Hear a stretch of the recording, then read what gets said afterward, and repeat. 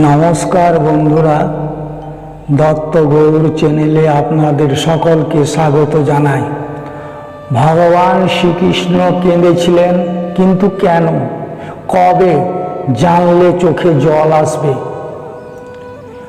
ভগবান কি কাঁদেন?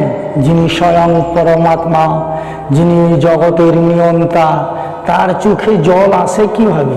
আর যদি এসেও থাকে তাহলে কিসের ব্যথায়?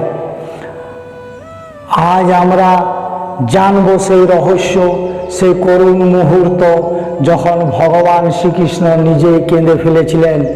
এমন কাহিনী যা শুধু মন নয়, আত্মাকেও নাড়িয়ে দেবে। শ্রীকৃষ্ণ নামটাই যেন এক সুধার ঝর্ণা। তিনি জন্মেছিলেন এক ক্রান্তিকালে, যখন ধর্মের অবক্ষয় হচ্ছিল। দেবকী আর বসুদেবের গর্ভে জন্ম হলেও জন্মের পর থেকেই তার জীবনে ছিল শুধু সংগ্রাম। তার জীবন ছিল প্রেমে, যুদ্ধে, শিক্ষায়, দার্শনিকতায় ও আত্মত্যাগে ভরপুর। তবে এই লীলা পুরুষোত্তম, যিনি কখনো কুরুক্ষেত্রের মাঠে ছিলেন গীতা বর্ণনাকারী, কখনো ছিলেন যশোদার দুলাল, তার চোখেও জল এসেছিল একাধিকবার। মা যশোদাকে ছেড়ে যাওয়ার দিন নন্দন ভবনে বড় হওয়া কানাই এক সময় জানতে পারলেন তার আসল জন্ম পরিচয়। যখন তিনি জানলেন তিনি আসলে মথুরার রাজবন্দী, বসুদেব ও দেবকীর সন্তান এবং কংসের হাতে মা বাবা বন্দী, তাকে যেতে হবে মথুরায় কংস বধ করতে, আর ফিরে আসার কোনো নিশ্চয়তা নেই। যশোদা তাকে বুক ভরা ভালোবাসা দিয়েছিলেন, এক ফোঁটা দুধ খাওয়াতে দেরি করলে চোখে জল এসে যেত।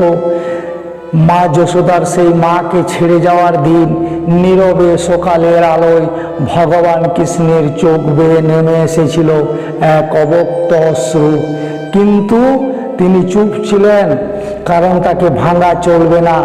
এই প্রথম কৃষ্ণ বুঝলেন, ঈশ্বর হতে গেলে ব্যক্তি হয়ে কাঁদতে হয় নিঃশব্দে।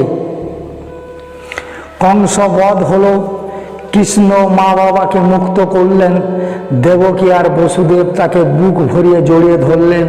কিন্তু কৃষ্ণের মনে পড়ল, এত বছর মা যশোদা তাকে ছায়া দিয়েছেন, বুক দিয়েছেন, স্বপ্ন দেখিয়েছেন, তবু তিনি ফিরলেন না গোকুলে। কারণ তখন তিনি রাজনৈতিকভাবে মথুরার যুবরাজ। সেই নিঃশব্দ রাতে রাজপ্রাসাদের ছাদের নিচে কৃষ্ণ কাঁদলেন নিজের শৈশব হারানোর যন্ত্রণায়। মা যশোদার আঁচলের ঘ্রাণ আর কোনোদিন তিনি পাবেন না। এমন কান্না যা কোনো শব্দে প্রকাশ হয় না।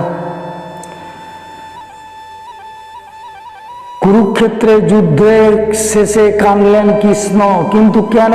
মহাভারতের কুরুক্ষেত্র যুদ্ধ, যেখানে ভাই ভাইয়ের বিরুদ্ধে দাঁড়ালো, গুরু ছাত্রের বিরুদ্ধে, পুত্র পিতার বিরুদ্ধে, এই যুদ্ধের রথী সারথী শ্রীকৃষ্ণ। কিন্তু যুদ্ধে জয়ী হবার পর পাণ্ডবরা যখন কৌরবদের নিধনের পর শোকাহত, তখন কৃষ্ণ চুপ। কিন্তু সেই রাতে একা বসে বিষাদে ভরা আকাশের নিচে কৃষ্ণ কেঁদে উঠলেন। কারণ এত মৃত্যু, এত রক্ত, এত হাহাকার, এই তো ছিল ধর্মযুদ্ধ। তবু কত মা সন্তান হারালো। এই কান্না ঈশ্বরের ছিল মানবতার জন্য। অভিমন্যু দ্রৌপদী, অভিমন্যু মৃত্যু, কৃষ্ণের হতাশ কান্না। অভিমন্যু কৃষ্ণের নিজের বোনের ছেলে, চক্রব্যূহে ঢুকে মারা গেল কুরুদের নিষ্ঠুরতায়। দ্রৌপদী, যার চুলে গাঁথা ছিল যুদ্ধের আগুন, যুদ্ধ জিতে পেলেন কি শান্তি? না, একে একে 5 সন্তান মারা গেল। এক সময় কৃষ্ণ ভেঙে পড়েন। তিনি বুঝলেন ধর্ম রক্ষার মূল্য দিতে হয় হৃদয় দিয়ে, প্রিয়জন হারিয়ে। তিনি নির্জনে বসে বলেছিলেন, আমি ভগবান নই, আমি তোমাদের মধ্যেই একজন যার বুক ফাটে কিন্তু মুখ ফাটে না। এ কথার পর তার চোখ ছলছল করছিল। যাদব বংশ ধ্বংস কৃষ্ণের জীবনের সবচেয়ে বড় কান্না। সবচেয়ে হৃদয় বিদারক ঘটনা ছিল যদু বংশ ধ্বংস।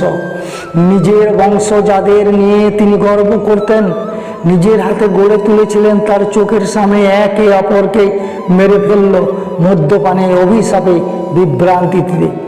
একদিন ছিল কৃষ্ণের রাজ্য দ্বারকা, কিন্তু একদিন দ্বারকা তলিয়ে গেল সমুদ্রের জলে। এক একটি করে প্রিয়জন চলে গেল। এই সময় কৃষ্ণ কাঁদলেন। এই কান্না ছিল না শুধু বিষাদে, ছিল আত্মগ্লানিতে। তার নিজের গড়া সভ্যতা শেষ হয়ে যাচ্ছে, আর তিনি কিছুই করতে পারছেন না।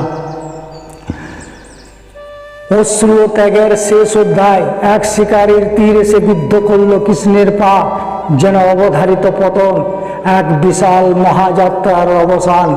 পৃথিবীর শেষ বেলায় একাকী বনভূমিতে শুয়েছিলেন কৃষ্ণ। চারিদিকে নীরবতা, না ছিল রথ, না ছিল রানী, না ছিল সিংহাসন। তখন তার চোখে জল এসেছিল। এই চোখের জল ছিল ভালোবাসা, মানুষের জন্য, মাটির জন্য, তার বন্ধুবান্ধব ও প্রিয়জনের জন্য। এই কান্না ছিল ঈশ্বরের, যিনি ভালোবেসে মানুষ হতে এসেছিলেন, আর এবার মানুষ হয়ে চিরবিদায় নিচ্ছেন। কৃষ্ণ কেন কাঁদেন? আজও যদি কেউ বলে ভগবান কাঁদেন না, তবে তারা কৃষ্ণকে বুঝেননি। কারণ কৃষ্ণ কাঁদেন, কারণ তিনি তো আমাদের মধ্যে সবচেয়ে বেশি ভালোবাসতে জানেন। তিনি তো জানেন মা হারানোর ব্যথা, বন্ধুর বিশ্বাস ভঙ্গ, যুদ্ধের দাম, প্রিয়জন হারানো। তার কান্না ঈশ্বরের নয়, আমাদের মতো সাধারণ মানুষের জন্য, যেন আমরা বুঝতে পারি ভালোবাসা মানেই কান্না, ত্যাগ মানেই কৃষ্ণ। তাই পরের বার যখন কান্না আসবে, তখন মনে রাখো কৃষ্ণ কেঁদেছিল, আর তবেই তো তিনি আমাদের ঈশ্বর, আমাদের আপনজন। জয় শ্রীকৃষ্ণ। রাধে রাধে। তো বন্ধুরা, ভিডিওটি এখানেই শেষ করলাম। যদি ভিডিওটি ভালো লাগে তো লাইক ও সাবস্ক্রাইব করবেন অবশ্যই, এবং কমেন্টে রাধে রাধে লিখবেন। জয় শ্রীকৃষ্ণ।